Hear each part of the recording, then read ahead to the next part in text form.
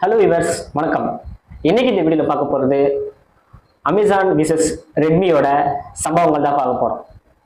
என்னன்னா, லாஸ்ட் ஒரு 1 வீக்காகவே அமேசானும் சரி, இன்ஸ்டாவும் சரி, இல்லை எங்கே யூடியூப்பில் போனாலும் சரி, அமேசானில் ஆஃபர், ஃபெஸ்டிவல் ஆஃபர்னு சொல்லிட்டு நிறைய ஆஃபர்லாம் விட்டுருந்தாங்க. அதில் நம்ம சொந்தக்கார் ஒரு மொபைல் ஒன்று ஆர்டர் பண்ணியிருந்தார். அதில் பார்த்தீங்கன்னா ஒரு மொபைல் ஒன்று ஆர்டர் பண்ணியிருந்தார். அந்த மொபைல் தான் காட்டுறேன் பாருங்கள். Redmi 13 5G. ஓகேங்களா, இது மொபைல் ஆர்டர் பண்ணிட்டு இருந்தார்.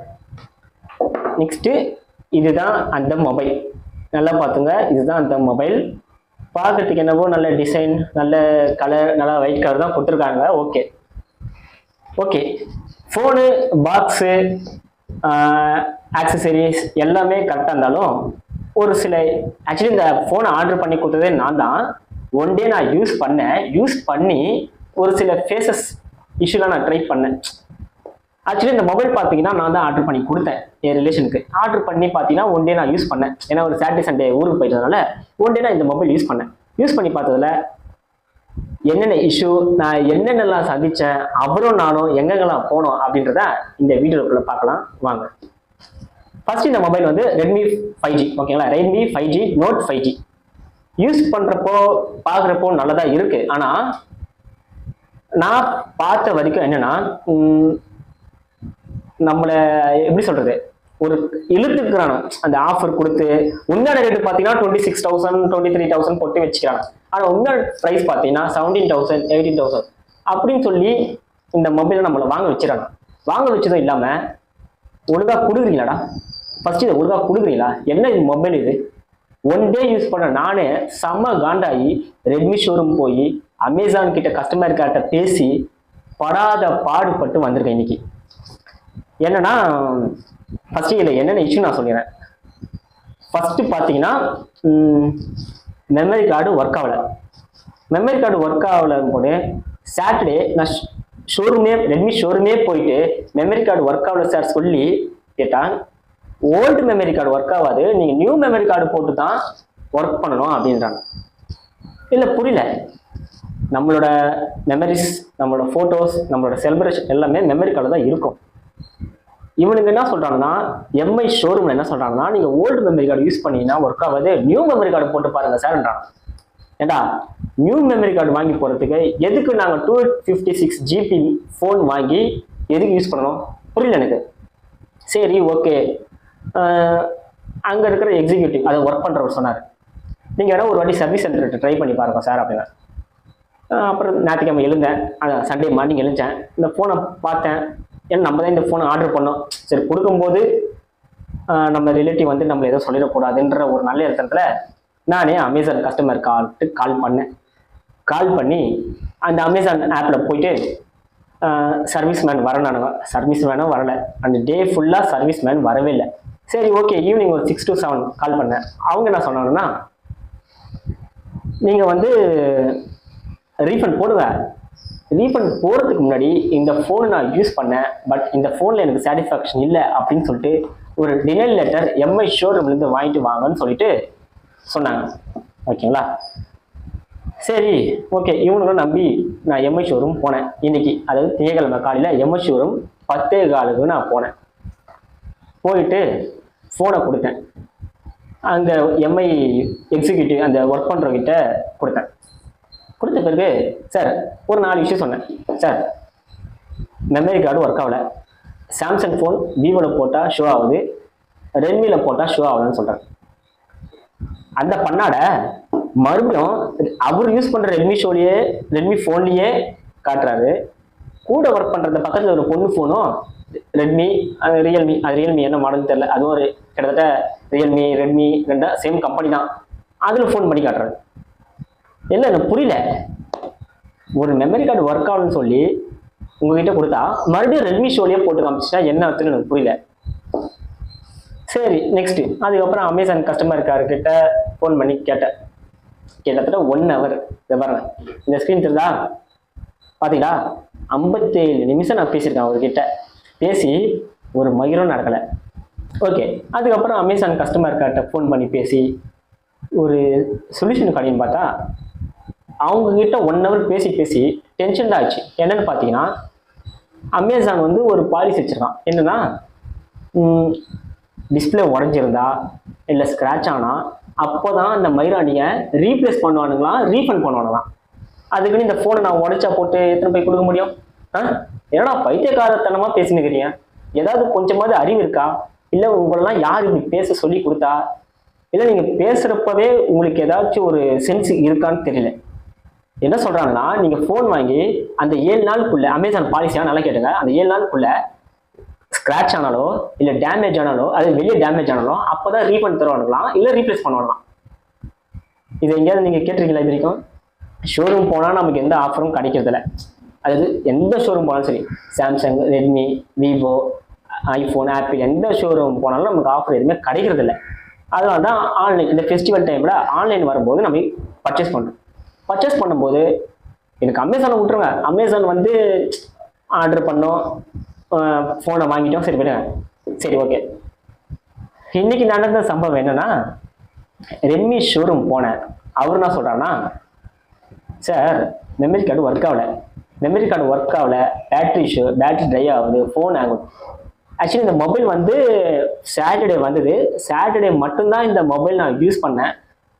சாட்டர்டே அப்போது நான் யூஸ் பண்ண இஷ்யூ என்னென்னா, மெமரி கார்டு இன்சர்ட் பண்ணேன், ஒர்க் ஆகலை. நெக்ஸ்ட்டு ஃபோனு பேட்டரி ஆட்டோமேட்டிக்காக டை ஆகுது. ஒன்றும் இல்லை, இப்போ நீங்கள் இன்ஸ்டாகிராம், வாட்ஸ்அப் யூஸ் பண்ணிகிட்டே இருக்கும்போது பேட்டரி வந்து 80% இருக்குன்னா ஆட்டோமேட்டிக்காக ஒரு 4 நிமிஷத்துக்கு ஒரு வாட்டி 79, இன்னொரு 4 நிமிஷத்துக்கு ஒரு வாட்டி 78, இன்னொரு 5 நிமிஷத்துக்கு ஒரு வாட்டி 77, அப்படின்னா ட்ரை ஆகியே போகுது. அது ஒரு விஷயம். அப்புறம் பவுச் யூஸ் பண்ணிகிட்டே இருக்கும்போது அந்த பேக்கில் வந்து ஹீட் ஆகிற அந்த இது தெரியுது நமக்கு, ஃபோன் வந்து ஹீட் ஆகிற தன்மை வந்து நமக்கு தெரியுது. நெக்ஸ்ட் வந்து ஆங்கிள், இந்த பெரிய பெரிய ஆப்லாம், இந்த ஆஃபீஸ் பர்பஸ், அந்த ஐடி பசங்களாம் யூஸ் பண்ணும்போது, அந்த ஐடியில் இருக்கிறவங்க அந்த ஆப்ஸ்லாம் யூஸ் பண்ணும்போது ஃபோன் வந்து ஆட்டோமேட்டிக்காக அதுவே ஹீட் ஆகுது. சரி ஓகே, இதெல்லாம் இஷ்யூன்னு சொல்லிட்டு நமக்கு ரெட்மி ஷோரூமில் கொடுத்தா, அவன் என்ன சொல்கிறான்னா, சார் நீங்கள் ஃபோனு கொடுங்க, நான் சாஃப்ட்வேர் சேஞ்ச் பண்ணிட்டு தரேன் அப்படின்றாங்க.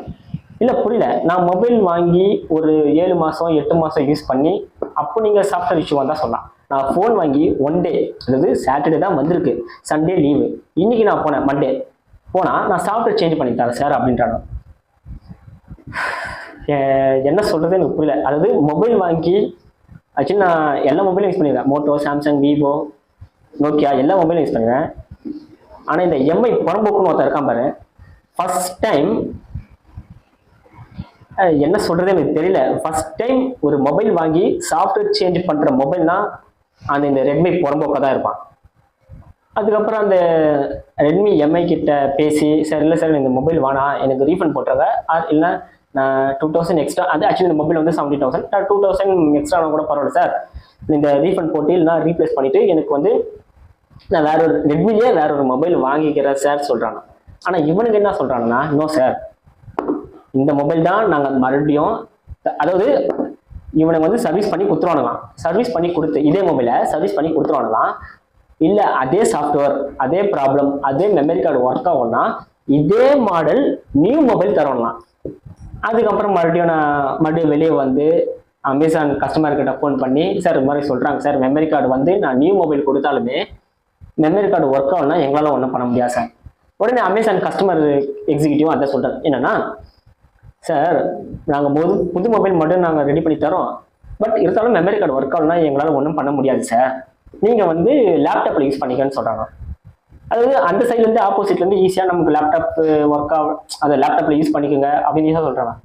லேப்டாப்புக்கு நான் எங்கே போவேன்? அதாவது 17,000 ரூபாய் கொடுத்து வாங்கின மொபைலு 700 800 மெமரி கார்டுக்கு நான் வந்து ஃபோட்டோ, மெமரி கார்டு, வீடியோ வராதனால 70,000 ரூபாய் 50,000 ரூபாய் கொடுத்து நான் லேப்டாப் வாங்கணுமா? கேட்டீங்களா அந்த கதையா? அமேசான் கஸ்டமர்கிட்ட பேசி மறுபடியும் எம்ஐ ஷோரூம் கிட்ட அந்த எக்ஸிக்யூட்டிவ் பேசினா, சார் எங்களால் ஒன்றும் பண்ண முடியாது, நீங்கள் அமேசான் கஸ்டமர் கேர்கிட்ட நீங்கள் பேசுங்க, ஏன்னா நீங்கள் ஆன்லைன் தான் வாங்கினீங்க, ஆன்லைனில் அவங்களுக்கு பாலிசி வேறு இருக்கும் சார் ரீஃபண்டு, பட் எம்ஐயில் பார்த்தீங்கன்னா அந்த ரீஃபண்ட் பாலிசியே இல்லை, நாங்கள் 7 days ரீப்ளேஸ்மெண்ட் மட்டும்தான் தரோம்னு தரேன். இப்போ இந்த எம்ஐ காரணம் நான் ஒன்று கேட்குறேன், இப்போ 80,000 கொடுத்து நம்ம ஒரு பைக் வாங்கணும், இப்போ ஸ்ப்ளெண்டர் இல்லை ஸ்கூட்டின்னு ஒன்று வாங்கணும்னு வச்சுக்கேன், நம்ம டபுள் மைண்ட் இருக்கும். ஃபார் எக்ஸாம்பிள் இப்போ ரெட்மி விவோன்னு வச்சுக்கேன், அதே மாதிரி ஸ்கூட்டி ஸ்ப்ளெண்டர்னு நம்ம மைண்டு வந்து ஸ்ப்ளெண்டர் பக்கம் போயிட்டு, ஓகேங்களா? அதாவது ஸ்கூட்டி வந்து 50,000 ரூபாய், ஸ்ப்ளெண்டர் வந்து 80,000 ரூபாய், ஓகேங்களா. பட் மைலேஜ் நல்லா தருன்றதுதான் நம்ம ஸ்ப்ளெண்டர் போயிடும். ஃபார் எக்ஸாம்பிள் சொல்கிறேன், ஓகேங்களா. இப்போ ஸ்ப்ளெண்டர் வாங்கிட்டோம், ஃபர்ஸ்ட் டே ஷோரூம்லேருந்து எடுத்து நம்ம வந்துட்டோம், ஓகேங்களா. ஓகே, பைக் வாங்கின பிறகு செல்ஃப் ஸ்டார்ட் ஆகலை. நான் சொல்கிறது எல்லாமே நல்லா யோசிச்சு பாருங்கள். 80,000 ரூபாய் கொடுத்து ஸ்கூட்டியா ஸ்ப்ளெண்டர் ப்ளஸ்லாம் யோசிச்சுட்டு கடைசியில் ஸ்ப்ளெண்டர் ப்ளஸ்ஸே ஒரு மைண்ட் செட்டில் வந்துட்டோம். அப்போது ஸ்ப்ளெண்டர் ப்ளஸ் வாங்கிட்டோம், வாங்கிட்டு கிளச்சு வயர் லூஸாக இருக்குது, பிரேக்கு பிடிச்சா ஒரு சவுண்டு கேட்குது, பிரேக் அடித்தா ஸ்டக் ஆகுது, லைட்டு எரியல, செல்ஃபு ஸ்டார்ட் ஆகலை, கிக்கை ஸ்டார்ட் பண்ணால் ஸ்டார்ட் ஆகலை, மைலேஜ் கம்மியாக தருது. இவ்வளோ விஷயம் சொல்லி நம்ம ஷோரூம் ஹீரோ ஹோண்டா ஷோரூமில் போய் கொடுத்தா இவனுக்கு என்ன தோணுறாங்க, அந்த பைக்கையே ரெடி பண்ணி ஒரு 7 நாள் கழிச்சு வாங்க அப்படின்னு சொல்லிட்டு அந்த பைக்கை நம்மக்கிட்ட கொடுக்குறோம். அப்படி அந்த பைக்கை நம்மக்கிட்ட கொடுக்கும்போது நம்ம எந்த மைண்டில் ஓட்டுவோம், அது ஓடுமா, எப்போ அது ஆஃப் ஆகும், எப்போ அது பிரேக் டவுன் ஆகும், எப்போ நைட் டைமில் போகும்போது லைட் எரியும் அப்படின்றாங்க. அது ரெடி பண்ணி கொடுத்துருவானுங்களாம். கொடுத்துட்டு சார் நீங்கள் இன்னொரு வாட்டி இதே மாதிரி இஷ்யூன்னு சொல்லிட்டு வாங்க, நாங்கள் அப்போ உங்களுக்கு ரீப்ளேஸ்மெண்ட், அதாவது மறுபடியும் அவங்க அதே மாடல் பைக் தான் தருவானுங்களாம். புரியுதா நான் என்ன சொல்ல வரேன்னு? அதே தான் ரெட்மியும், சார் நாங்கள் உங்களுக்கு ரீப்ளேஸ் பண்ணி இதே மாடலும் உங்களுக்கு ஒரு புது மொபைல் தரோம் அப்படின்றாங்க. ஏண்டா இந்த மொபைலே வேணான்னு சொல்லிட்டு தானே நாங்கள் அமேசானில் ரீஃபண்டே போடுறோம். எந்த பைத்தியக்காரன்லாம் உங்களை இப்படி பேச வைக்கிறான்னு எனக்கு தெரியல. இந்த எக்ஸிகிட்ட பேசி சரி ஓகே என்னதான் பண்ணுறானு நானும் ஒரு சாட்டிஸ்ஃபேக்ஷன் இல்லாமல் தான் அந்த ஃபோன் நான் கொடுத்துட்டு வந்த பிறகு அப்புறம் அந்த அட்ரஸ் டீட்டெயில்ஸு நம்ம டீட்டெயில்ஸு எல்லாம் வாங்கிட்டு இருக்கும்போது அந்த எக்ஸிக்யூட்டிவ் சொன்னாங்க. நான் ஒரு அட்ரஸ் டீட்டெயில்ஸ்லாம் கொடுக்கும்போது அப்படி பேச்சு வாக்கில் கேட்டேன், எப்போங்க மொபைல் ரெடி ஆகணும்? 7 to 8 days ஆகும்னா.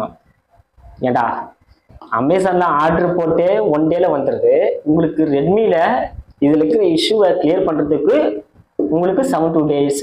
அதனால் நீங்கள் ஒரு மயிரம் பிடுங்க வேணாம்னு சொல்லிட்டு மொபைலை வாங்கினே வந்துட்டேன். இதுதான் இஷ்யூஸ். பார்த்தா சேம் மொபைல் சேம் மாடல். நான் ஒரு எக்ஸிக்யூட்டிவ் பேசிட்டு போய் ஏ ரோல ஒரு எக்ஸிக்யூட்டிவ் பேசினா பக்கத்துல பி ரோல அதே ஒரு சின்ன பசங்க காஞ்சி படுற பசங்க வச்சுங்க, சேம் இதே மொபைல் இதே மாடல் அதே இஷ்யூ, பேட்டரி ட்ரை ஆகுது, பேட்டரி வந்து நிற்க மாட்டுது, ஹீட் ஆகுது, ஃபோன் பேசும்போது பேட்டரி ட்ரை ஆகுதுன்னு சொல்லிட்டு அதே இஷ்யூ. ஓகேவா? சேம் நம்மளாச்சும் பரவாயில்ல, அவனுக்கு மொபைல் 1 மாதம் தான் யூஸ் பண்ணானுங்க, பின்னாடி அந்த பேக் கேமரா கேஸ் வந்து அப்படியே கழட்டி வருது, அதை காட்டுறாங்க. அந்த வீடியோ இப்போ பாருங்க.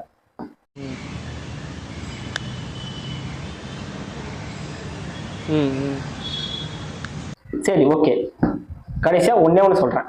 ரெட்மி ஷோரூம் ரெட்மி சர்வீஸ் சென்டருக்கு போயிட்டு இந்த இஷ்யூலாம் நாங்கள் சொல்லி 7 days நாங்கள் ரீப்ளேஸ்மெண்ட் பண்ணி தந்துடுறோம் சார் சொல்கிறீங்களே. நான் ஒன்று கேட்கல, ரெட்மியில் ஒர்க் பண்ணுற எல்லாருக்கும் நான் ஒரே ஒரு சொல்கிறேன். நீங்கள் ஒரு பொண்ணு பார்க்க போறீங்க, பொண்ணு பார்க்கும்போது அந்த பொண்ணு வந்து முன்னாடியே ஒரு 2 மாதம் முன்னாடியே ஒரு 4-5 பேர் ரேப் பண்ணிட்டான்னு வச்சுங்க. அப்போது இந்த விஷயம் உங்களுக்கு தெரிய வருது, என்ன பண்ணுவீங்க? என்ன சார் இப்படி நான் இந்த பொண்ணெல்லாம் கல்யாணம் பண்ணிக்க மாட்டேன் அப்படின்னு சொல்லுவீங்க. உடனே பொண்ணு வீட்டுக்காரன் சொல்லுவாங்க, இல்லை சார் நாங்கள் அபார்ஷன் பண்ணுறோம், இப்போ பொண்ணு வந்து க்ளீனாக இருக்குது அப்படின்னு சொன்னால் நீங்கள் அந்த பொண்ணை கல்யாணம் பண்ணிவிடா பொறுப்பாங்களா சொல்லுங்களா? அதே தானே ஒரு மொபைல் இஷ்யூன்னு சொல்லிட்டு வந்தா, இல்லை சார் நாங்கள் ரெடி பண்ணி கொடுத்துறோம், பட் அதுக்கப்புறம் இது ஆகும்னா அது எங்களோட பிரச்சனை இல்லை சார் சொல்கிறீங்க. இந்த பொழப்புக்கு நீங்கள் வேறு ஏதாவது சொல்லி செஞ்சுட்டு போகலாம்.